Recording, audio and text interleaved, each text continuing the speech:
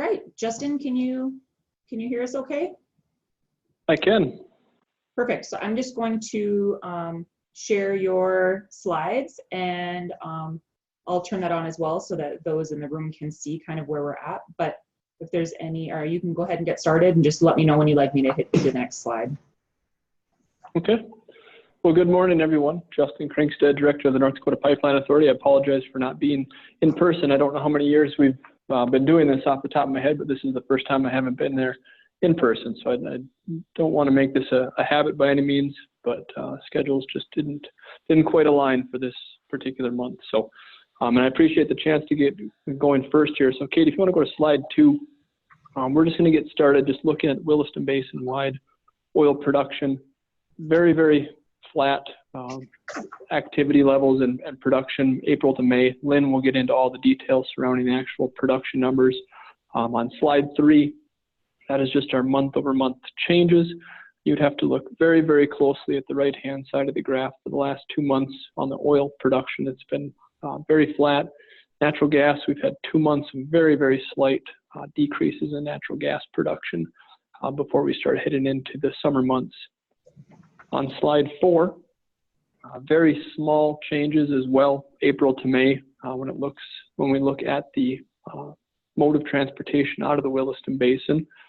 We did see a slight increase in the volume of rail traffic out of North Dakota. And if we look at slide 5, historically, one thing we always look at is that Brent WTI spread.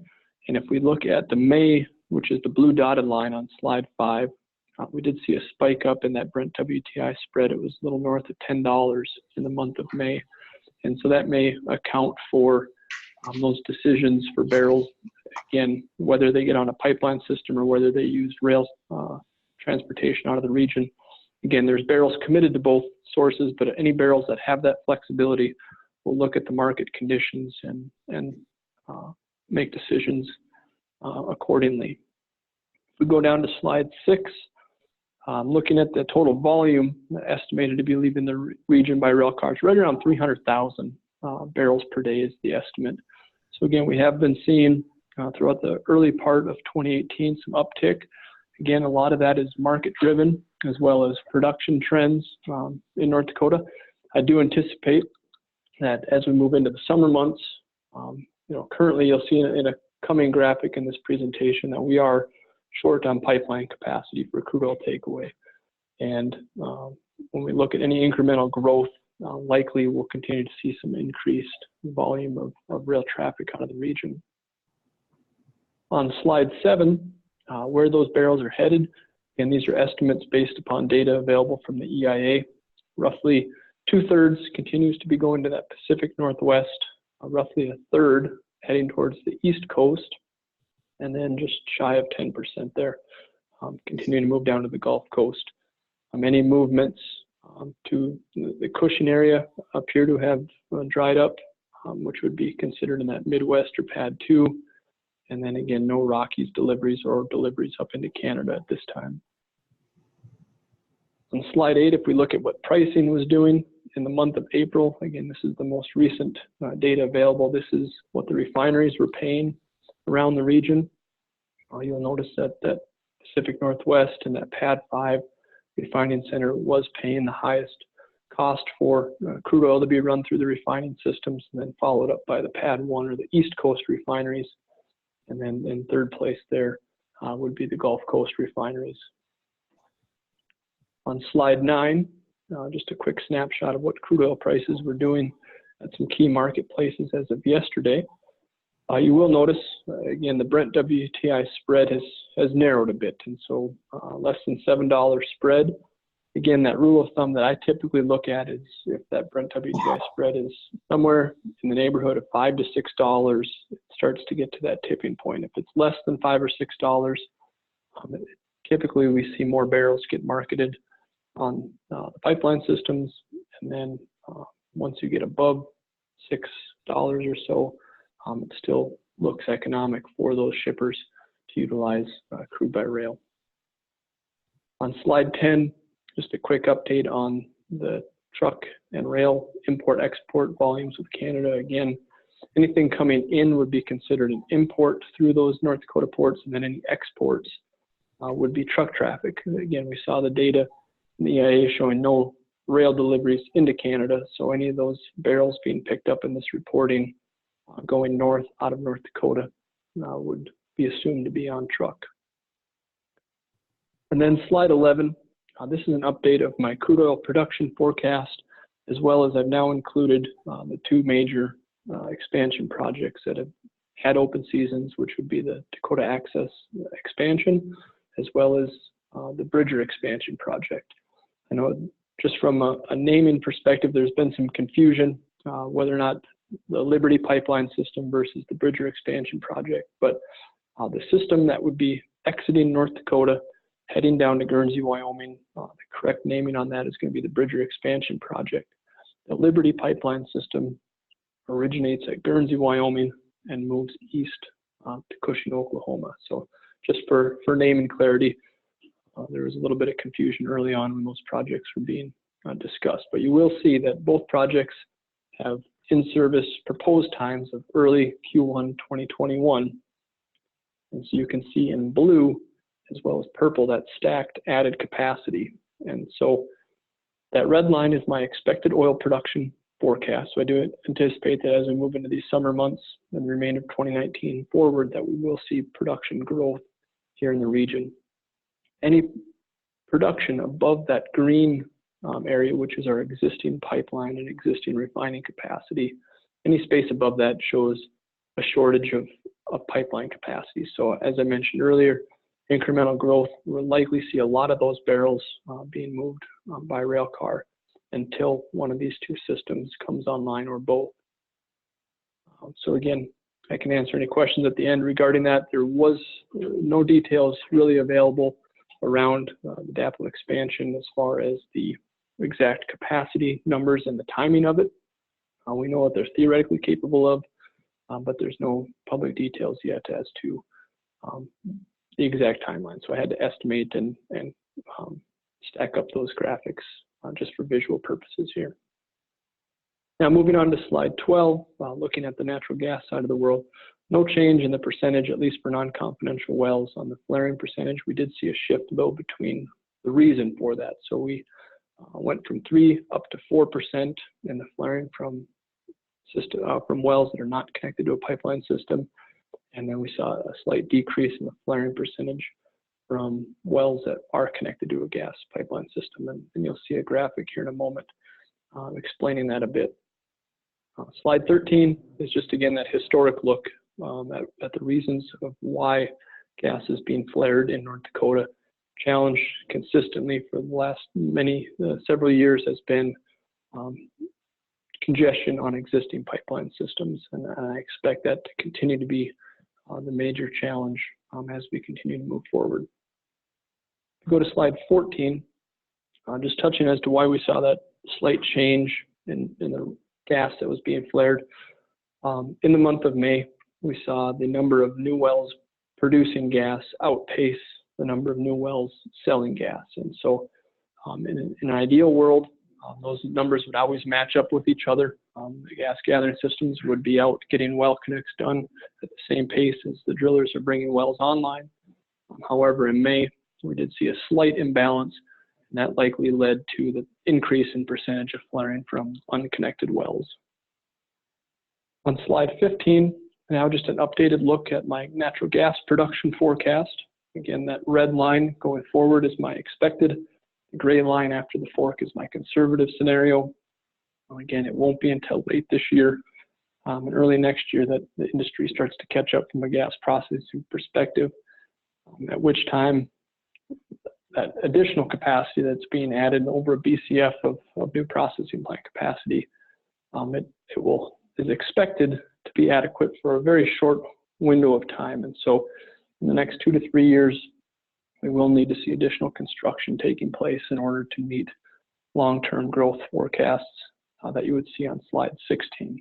So the new plants that are being constructed today, they'll be in service this year and next year, is certainly not the end of the road for gas gathering and processing. We expect substantial additional investment to be made here in the region in order to continue to meet these long-term production forecasts. So with that, that's the last prepared slide. I'd be happy to answer any questions that anyone in the audience might have.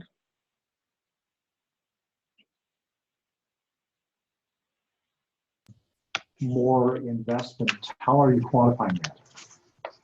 Justin, I'm not sure if you heard the question or not, but from Dave here in the room, he said that we're expecting more investment, wondering if you can quantify that amount.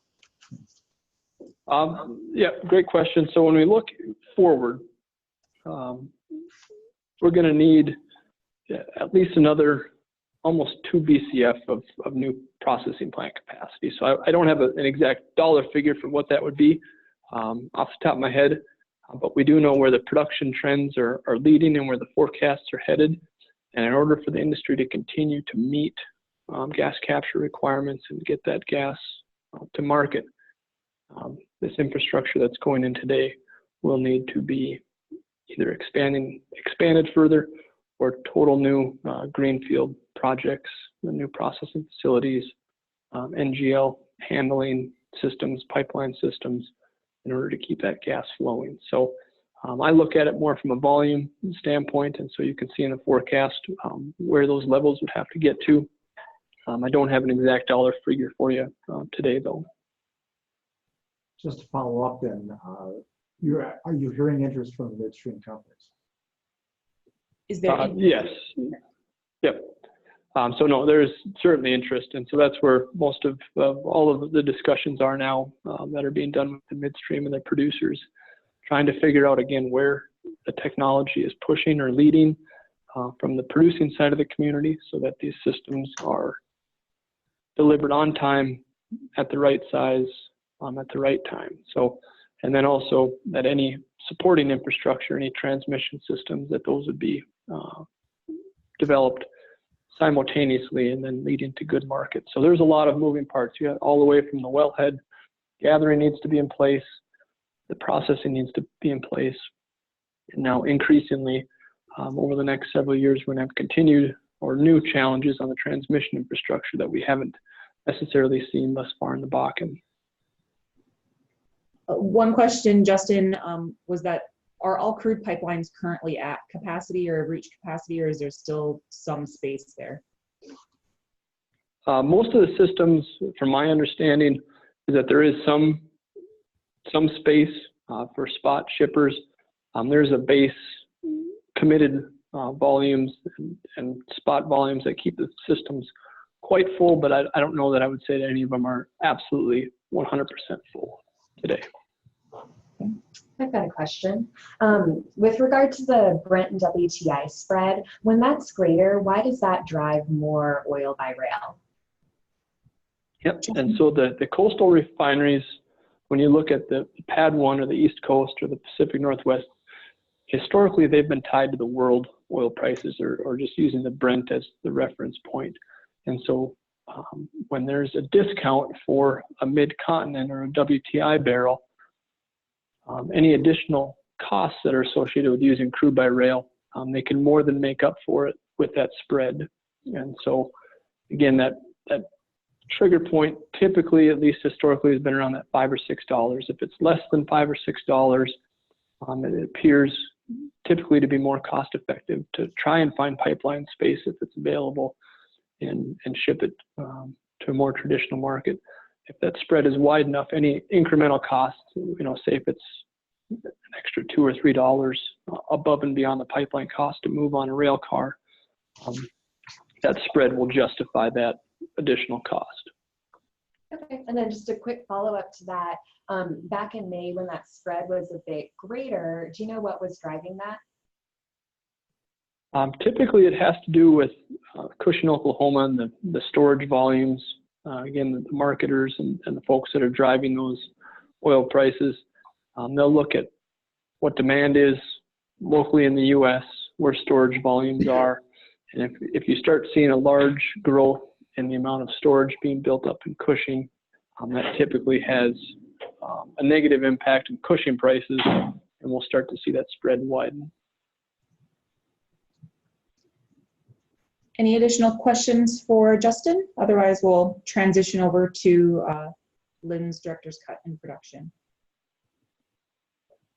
All right. Thank you, Justin. Okay, thanks everyone.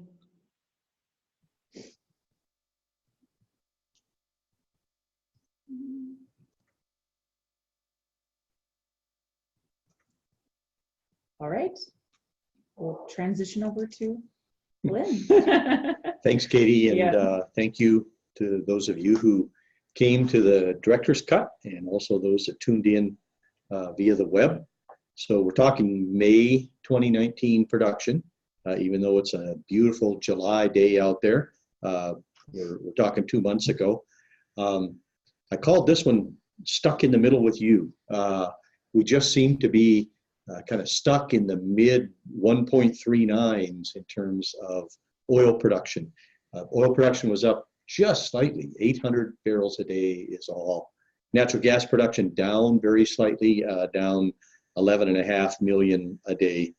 So again, very, very small changes, almost completely flat April to May, which is a little bit of a head scratcher since we saw 195 additional wells on production over and above what we had in April. I think what I need to report is that most of that was idle wells being returned to production. It wasn't new completions as much as it was, and particularly in the the conventional pools. We saw a lot of the idle wells come back on production as we saw warmer spring weather. So not big contributors necessarily to production volumes, but important in terms of jobs and economics.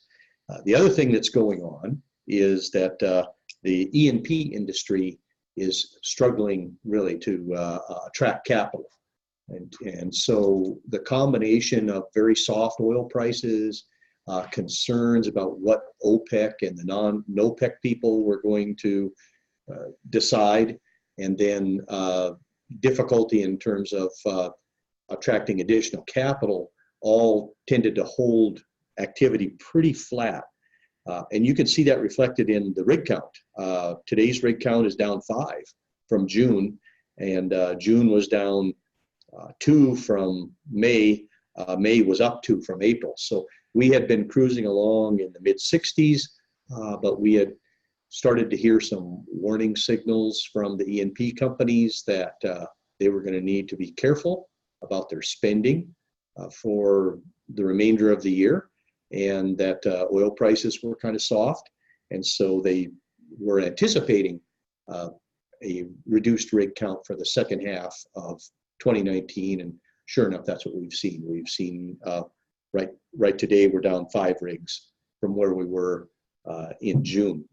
So that would be a signal that we're not going to see any kind of rapid production growth. We still think that this third quarter and the early fourth quarter, we'll see production growth, and we anticipate breaking some records, but we're not going to see the kind of record-setting pace that we've seen sometimes in the past.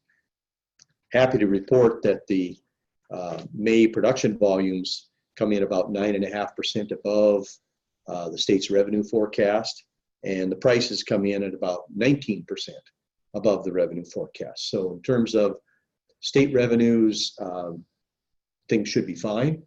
No real issues there. We're just really cruising along at a situation where the uncertainty about oil prices and capital and infrastructure are all leading to kind of stagnant production numbers. And when we get to the gas capture, I'll talk a little bit about that. So the revenue forecast included 90 new well completions a month. And you can see at the top of page 2 there, that's right where we are. We're just between 90 and 95. So again, just really within the boundaries of where things are. Interestingly enough, again, Fort Berthold Reservation is kind of moving in the opposite direction.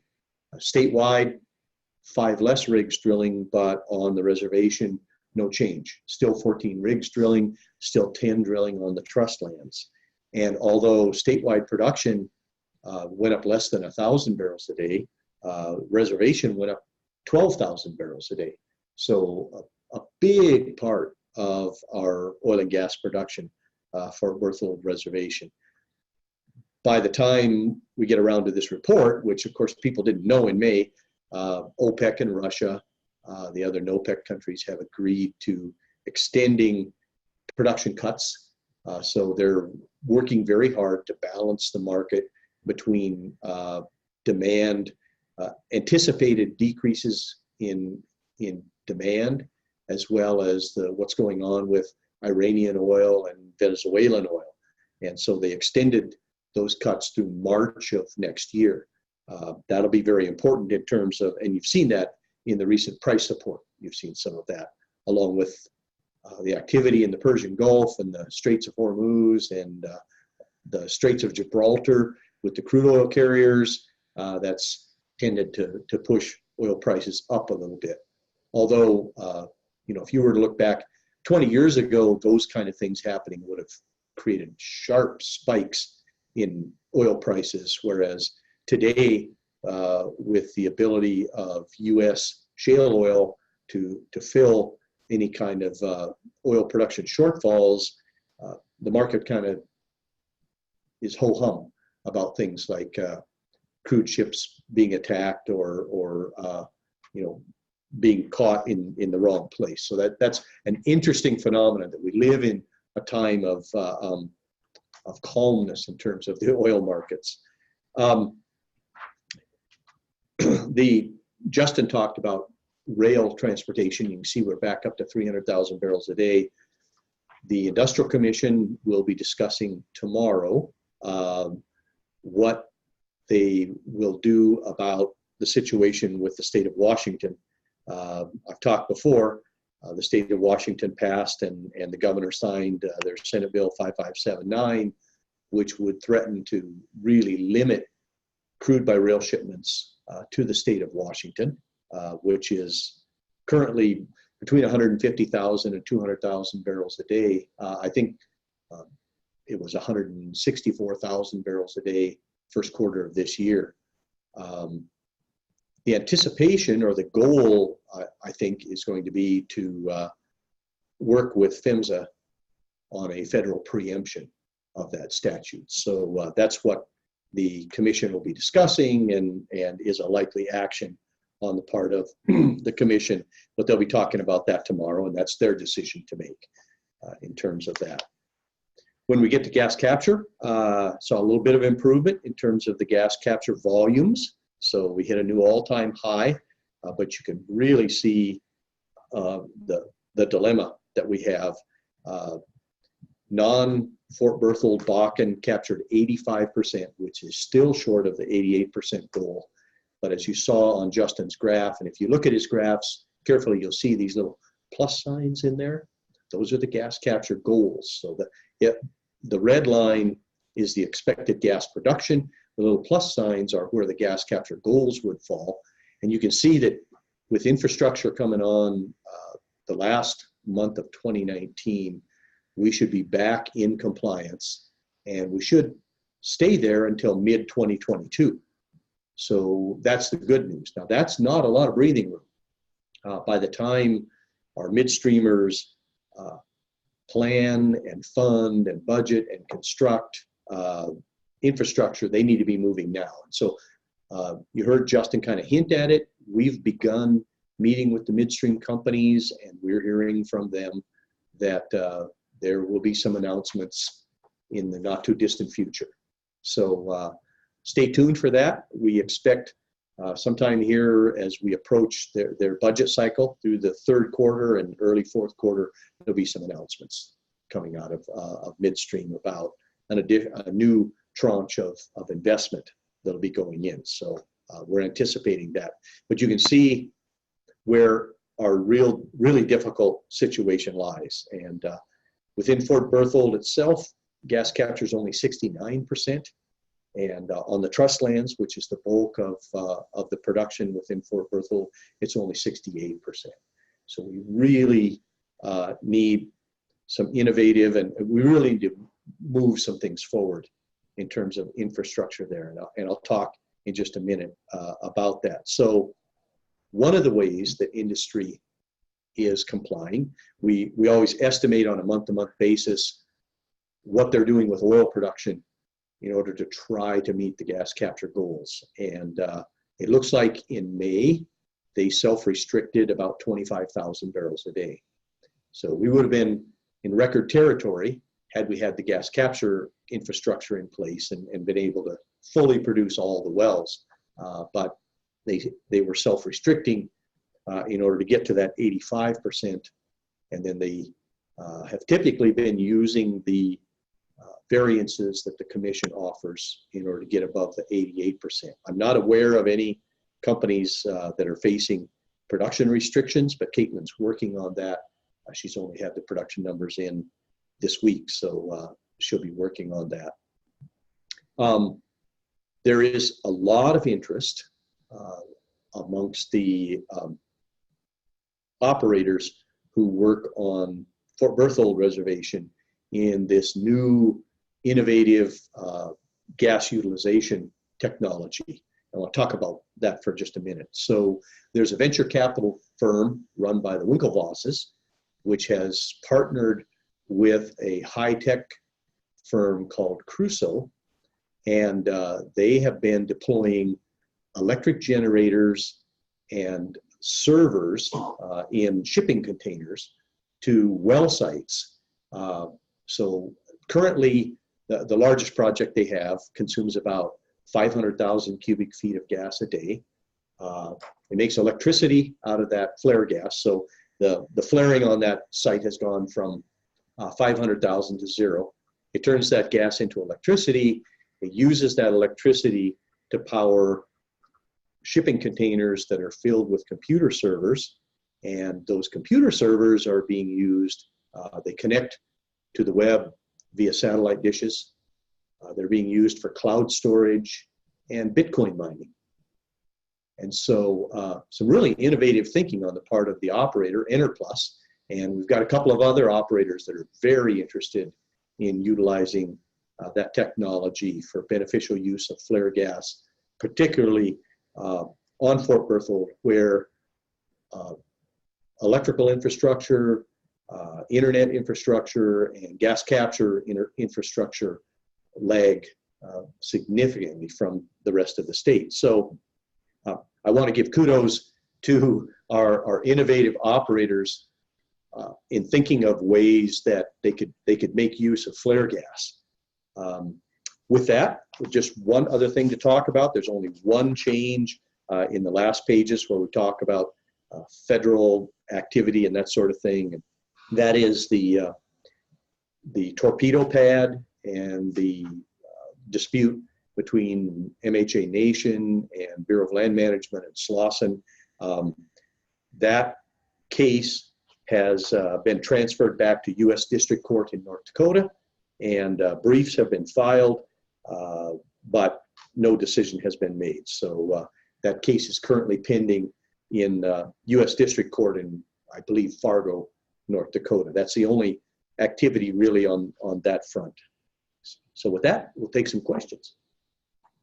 Go to the room first. Go ahead. Well, what effect on oil prices, or what are you hearing with the shutdown, potential shutdown of the refinery in Philadelphia? The question from the room is the potential shutdown of the refinery in Philadelphia. What effect is that going to have on oil prices? That refinery utilizes crude coming in by water, Brent crude, or it was actually receiving Bakken crude oil by rail from North Dakota. So in terms of overall national or international oil prices, we don't see much effect. It was about a 350,000 barrel a day refinery, but it is going to put pressure on our North Dakota prices from the standpoint that crude oil that was going to that refinery by rail is now going to have to find another export. And so it may have to go to the Gulf Coast by rail, which offers a lower price in the neighborhood of $3 or $4, or it may have to try to get to the West Coast. But again, we have the situation with the state of Washington. So overall, it could result in lower oil prices for North Dakota producers of $3 or $4 on about 20 to 25% of our crude oil production. So a small decrease, but certainly a negative. Lynn, would you mind, since I have not been here the last year and a half and I'm getting up to speed on this, but I know you mentioned several gas capture processing projects that are expected to come online toward the end of the year. Can you go over what those are? Yes. So probably the biggest and most important is the Elk Creek natural gas liquids pipeline to Bushton, Kansas. That will pick up North Dakota natural gas liquids in the Sydney area and move them to Kansas and even all the way down to the Gulf Coast where they can be fractionated. All of our gas plants or almost all of our gas plants in North Dakota depend on moving the natural gas liquids, the propane, butane, pentane out of the state. And right now, they're chock-a-block full. They're moving it by truck and by rail in order to move it to market. So that's a huge part of the infrastructure that's going in place. It's about a $2 billion investment. So it's half of the $4 billion that's going into place. We're also seeing gas plant expansion at Roosevelt plant south of Watford City by Kinder Morgan. We've got a gas plant expansion by Targa and Hess at the Little Missouri 4. A gas plant expansion at Dimmick's Lake 1 and 2 by One Oak, and a gas plant expansion at Bear Creek by One Oak. Just recently heard about a gas plant expansion at Ray by XTO, and Hess has announced a plant expansion at Tioga. So yeah, there is a lot of investment and labor going into plant expansions, and they have all talked about that. They've learned that the plant expansions are great, but they have to do the compressors and the gathering pipelines to move the gas to the plants. And so there's been an increased focus on that. But yeah, a lot of plant expansions taking place, most of which depend on this Elk Creek pipeline to get the liquids out of the state so they can operate at full capacity. And quite a few of our plants are operating at less than full capacity because of the problem of moving liquids. And then you mentioned that some operators are self-restricting their production. Have we seen that happen before, or is this new? And can you talk about why that's happening? Mm-hmm. Yes, so the question was, some operators are self-restricting production, and have we seen it before, and why? Yes, we've seen it before in even greater quantities. I think some months we've tracked maybe as much as 45,000 barrels a day of restriction.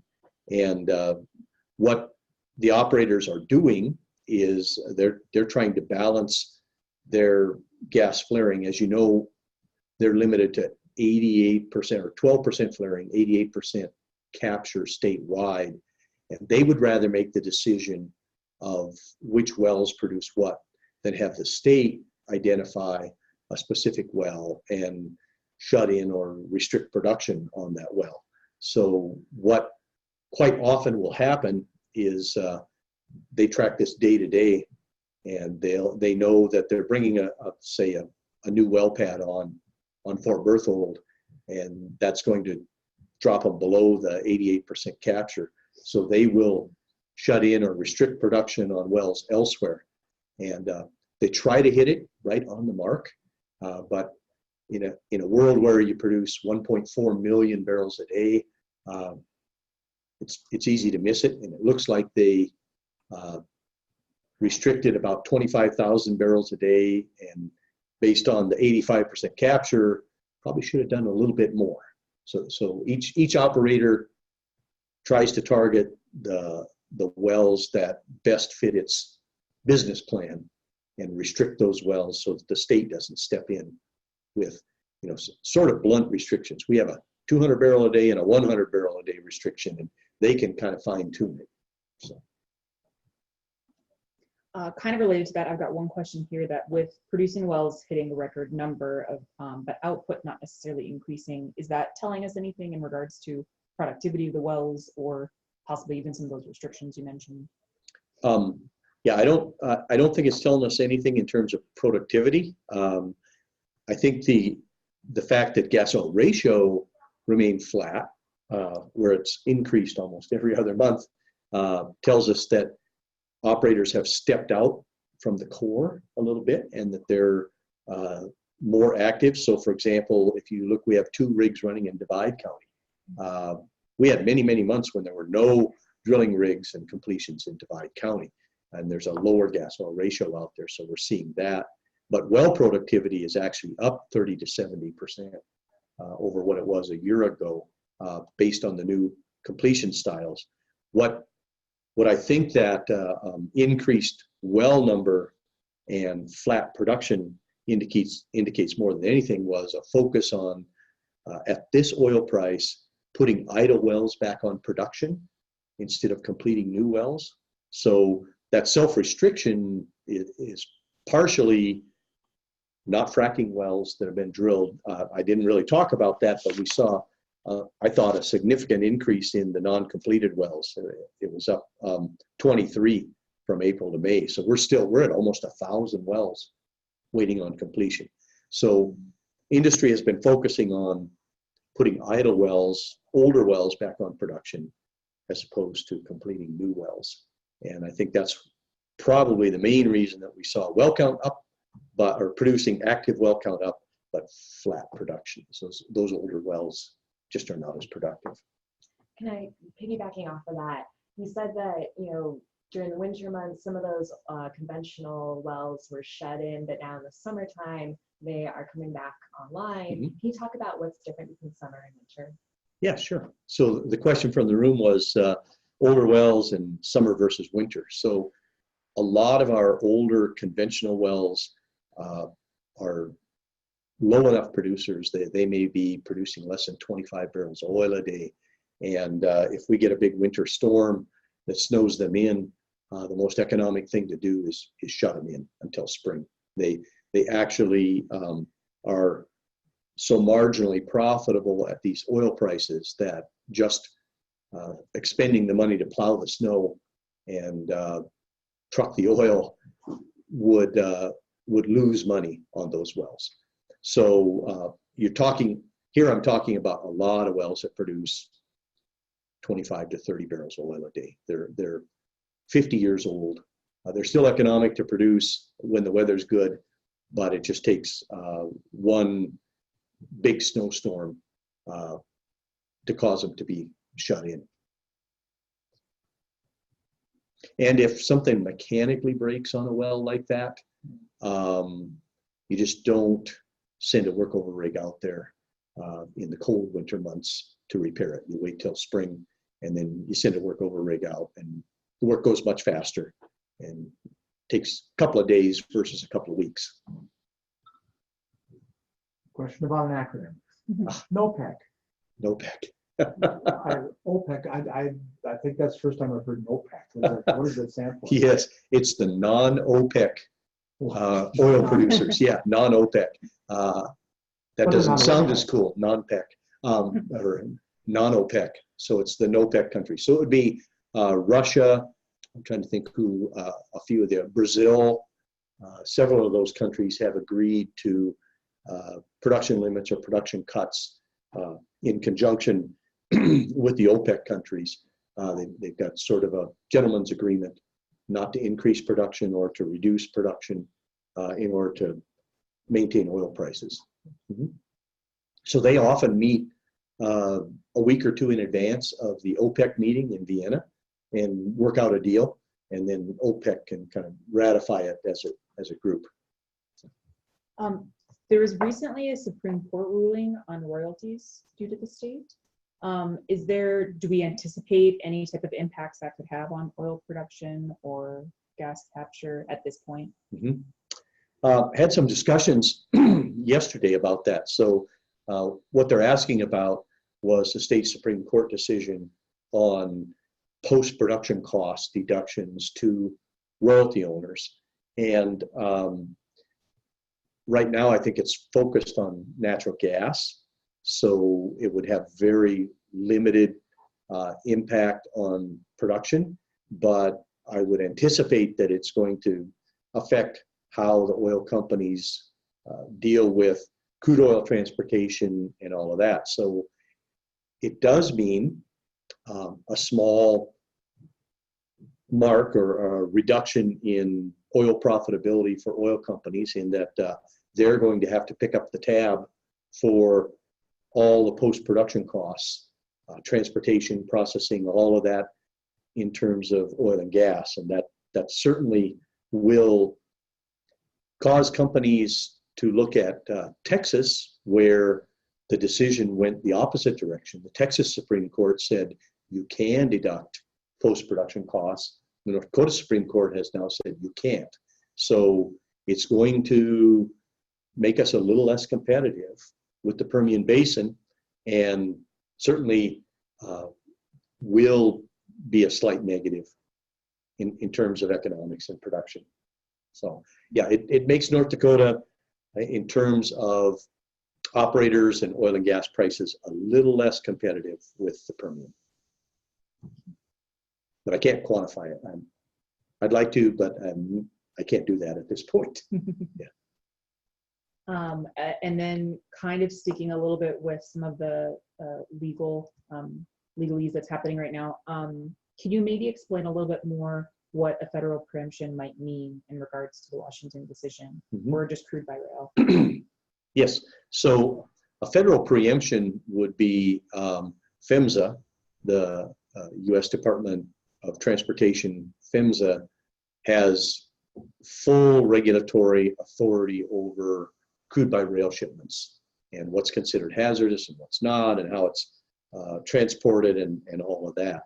And so what a federal preemption would mean is that they would issue this preemption and say, no, state of Washington, you cannot enforce this law. We have full jurisdiction and authority over crude shipment, loading, unloading, all of that across the United States. That, of course, would be appealable. So the state of Washington might choose to litigate that. But that's what a federal preemption would mean, is the Federal Transportation Agency stepping in and saying, no, the federal statutes are very clear. We have 100% jurisdiction. The states have no authority with regards to loading, moving, and unloading crude oil on the rail.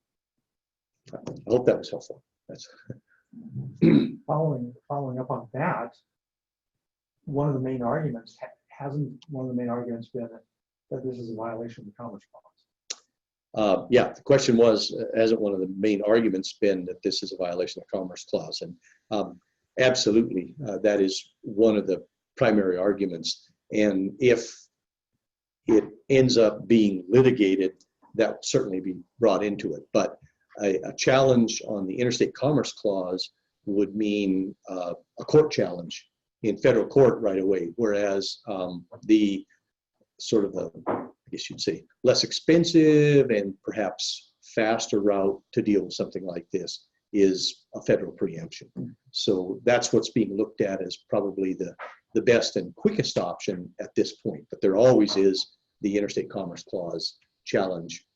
That would have to take place in federal court, though. Would North Dakota have to petition to PHMSA to do that preemption, or what's that process like? Yes. So thanks for asking that question. Would North Dakota need to petition PHMSA? And that's exactly what's being contemplated. That's what's going to be discussed by the Industrial Commission, is petitioning PHMSA to make that decision. So I think it's a little bit murky to me whether they could make that decision on their own, but they certainly can be pressured or what we say, encouraged to make a decision.